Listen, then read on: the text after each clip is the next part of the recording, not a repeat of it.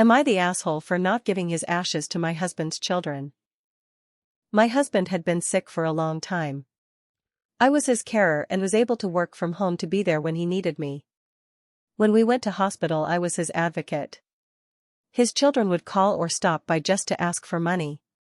I even gave up a works bonus to give it all to his daughter. We took £1,000 out of our limited savings to help the other with the understanding she would pay it back. We did not expect massive payments, just like £20 a month. My husband finally realized what they were doing and stopped giving them money. This was about 2 years before he passed.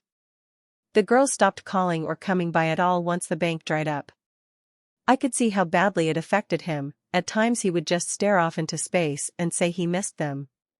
Both girls had changed their phone numbers and had moved from their homes, so we had no way to get in touch. Our numbers were the same. The landline was about 10 years old and the mobile's about 8 years. So they could have called any time or stopped by, as we had been at that address for 14 years. My passed at the end of December.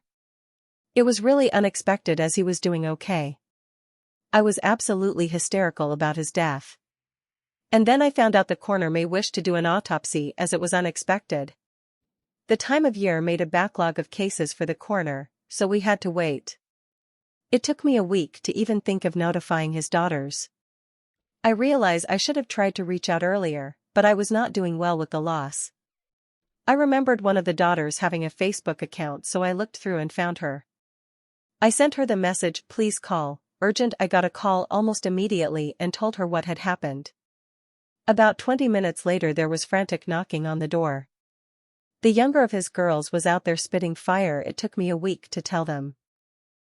She asked when the funeral was being held and we told her we didn't know but would be telling them the minute we found out.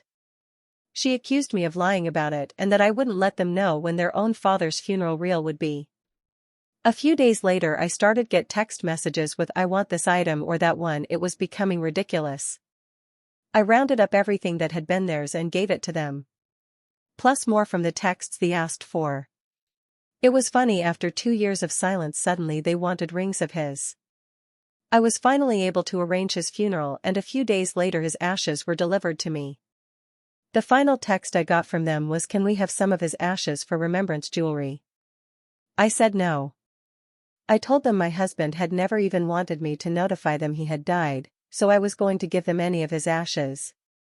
Am I the a-hole for not giving them some of his ashes?